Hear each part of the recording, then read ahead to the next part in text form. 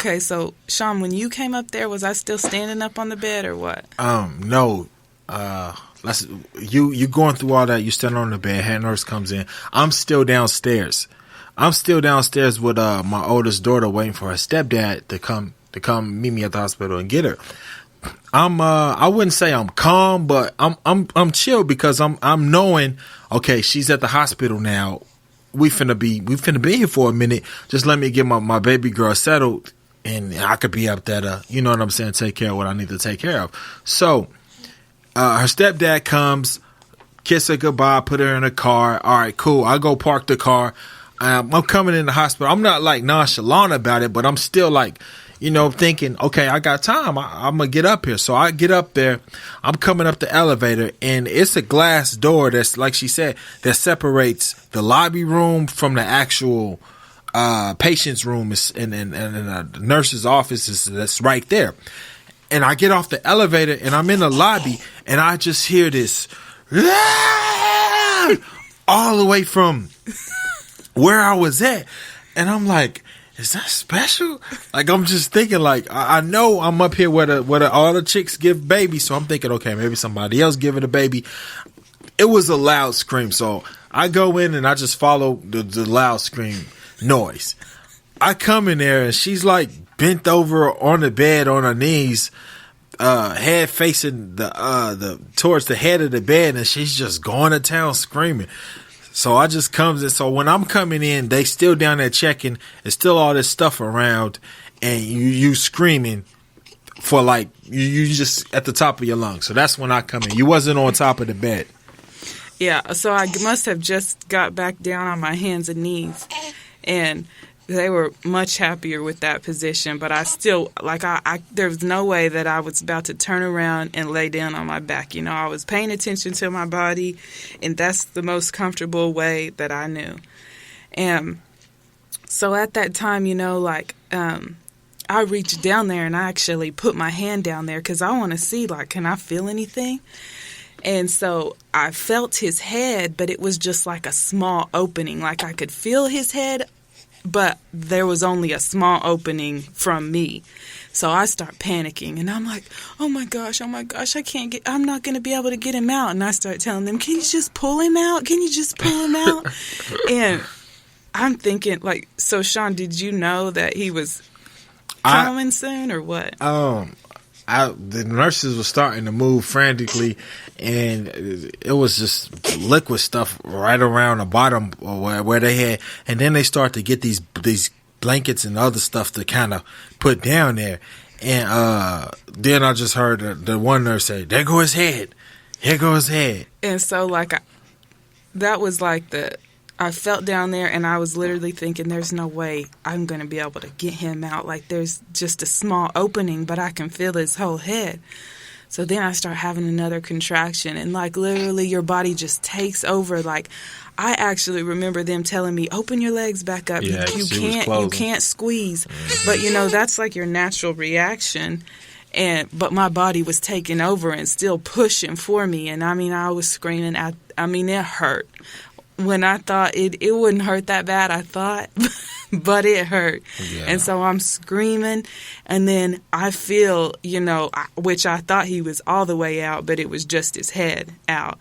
And I said, is he out? Is he out? They said, no, you got one more push. I can't really look down there because I'm facing the opposite direction. And so they're like, come on, push one more time. So I have another contraction, and I am trying to push that one. And then he's just out. And I've stayed the same direction I was for about the first minute. And I just remember telling him, don't cut the cord, don't cut the cord.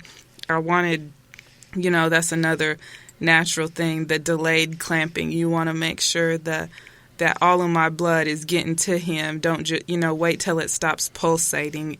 They say wait till it turns all the way white. Yeah, so you going through that. He finally pushed. I looked down. He's just sitting on like the way the hospital bed was set up. It was like a step stool kind of like thing, and the bed had like different levels to it or something. It was just weird. They took a level down because of the way I was. They brought okay. bottom piece down. So that's where, when you had him, I look down and I just see his face, and it's like, wow, that's like a human. Like you see, you just think stomach and all this other stuff, but when he comes out, you actually see him there crying, and you see his little face. So that, of course, when you see that, you start to get the teary eye, like, wow, it actually happened. And then I noticed just how much of the water and all this blood, it was just a total mess. So the little guy comes out. We say, okay, don't clamp. He comes out, and as the doctors is lifting him up to hand him to her, as you turned around, he just takes this big crap just all over the place.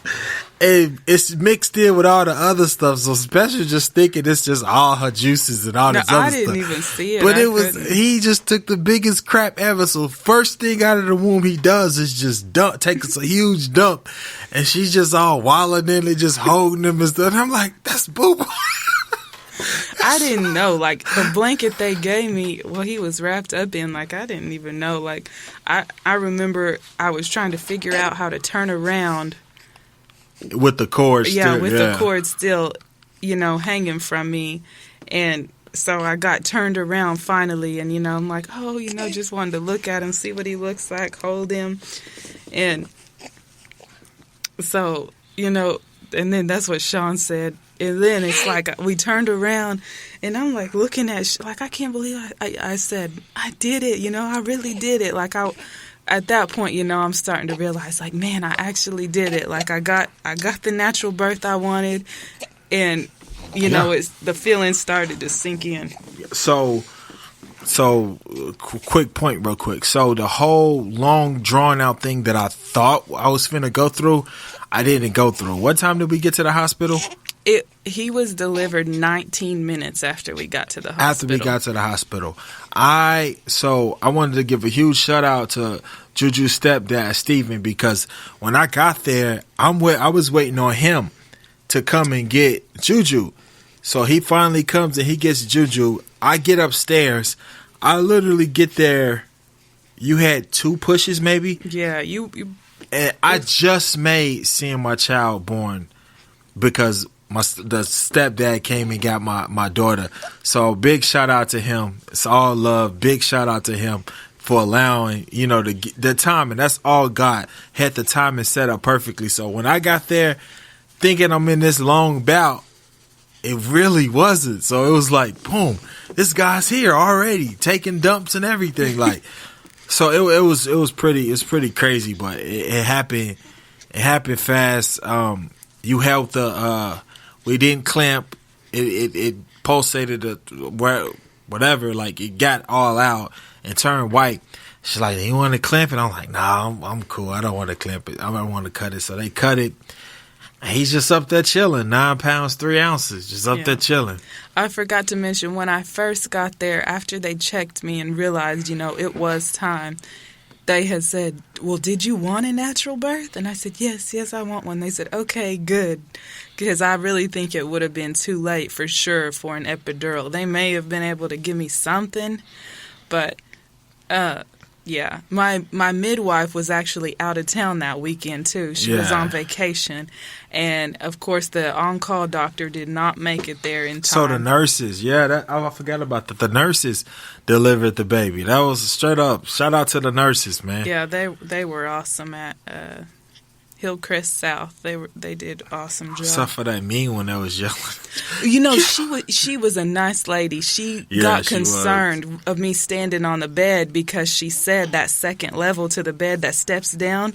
She said all she could see was me falling down, And afterwards she had came and said, I wasn't trying to be mean. I just was so concerned. And, anyways, so he comes out and I'm holding him, and then the phone calls start coming, because nobody has made it there. And my mom calls and is asking, she's still thinking, everyone's thinking, we have a lot of hours to go. So I hear Sean, what did she say, Sean? She said, no way, get out of here. He is not. I said, yeah, Royce is here. I'm looking at him right now. He here. And everybody was still in disbelief. Nobody thought that he would get. Mom actually got there about maybe 15 minutes after he was born. So she was pretty close to making it, but she didn't make it. It was a crazy experience. I'm just glad I got to see it. I got to be there, and I just didn't think it was gonna happen that quick. As we talking about the whole thing, we still got to talk about the placenta that we didn't, that we wasn't able to. Like we had our whole plan out, the all natural birth, holding on cutting the cord, and also we wanted to get dim lights, no medicine, no, you know what I'm saying. All natural is everything, and also we also wanted to keep the placenta and encapsulate it.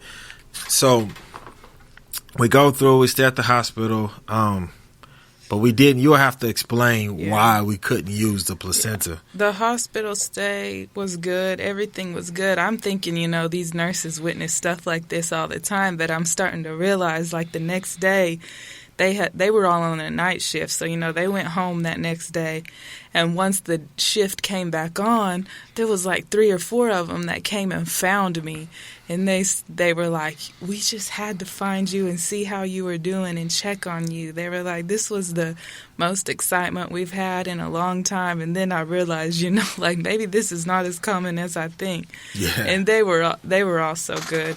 And yeah, they were. They were. Except for when he went to the back, when he had to go to the back and get, that's always tough. But yeah, and then we were real big on trying not to have anything extra. Like, they do this thing, sugar water. I didn't even know about it. I didn't either. That's something new. They use it to calm the baby down. Like, whenever they're getting he had to get his foot pricked, to check jaundice levels and just things like that. Like, they, use this sugar water. And me and Sean were just in there in the nursery. That's another requirement we suggested, is don't take the baby unless we're right there with him. We want to be there through everything. We held off on the bath. We wanted to give him his first bath. Held off on the vaccines. Yeah. And so then we're in there, and she squirts this stuff in his mouth, and we were like, what is that? She's like, it's just sugar water, it helps calm them down. And so the next day we were there, they told us his jaundice levels were a little high.